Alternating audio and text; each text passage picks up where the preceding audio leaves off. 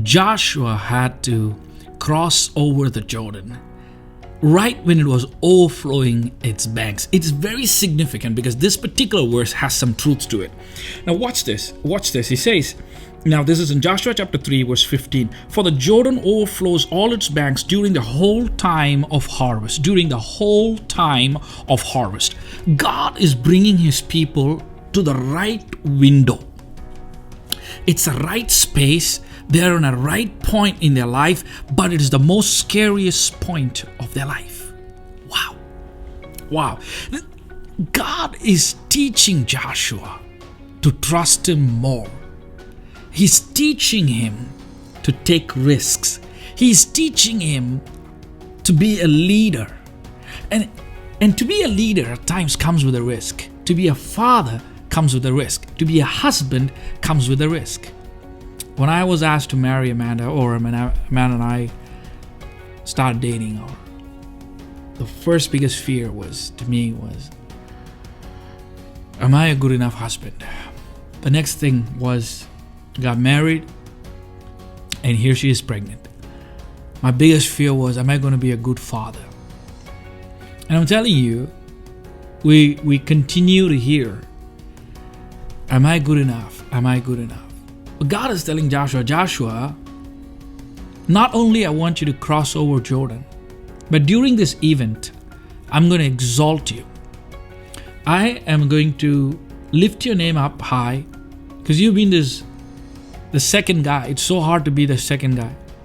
Some listen to you, some don't listen to you. Especially the difficult ones don't listen to you, because you're not the number one guy. And he's the number two guy. Or he's the guy who's after Moses. Now he has to succeed this great legend, this great guy. The guy who parted Red Sea. Joshua was in a spot like that in his life, where now it is his turn, now it is his time. And now Joshua will be like, God, why don't you ask me to do this when Jordan was not overflowing? How about we do this when everything is calm and quiet? This is outrageous.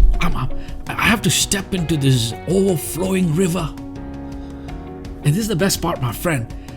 Jordan was overflowing when it was the harvest season. God was leading his people. There was a promise upon God's people, and the promise was that I am going to give you the vineyards that you have not planted, the houses that you have not built, the good things that you have desired, but I'm going to bless you with them. In other words, God is saying, I'm going to make you walk into a promise. But it is ready for the harvest. But there's one challenge.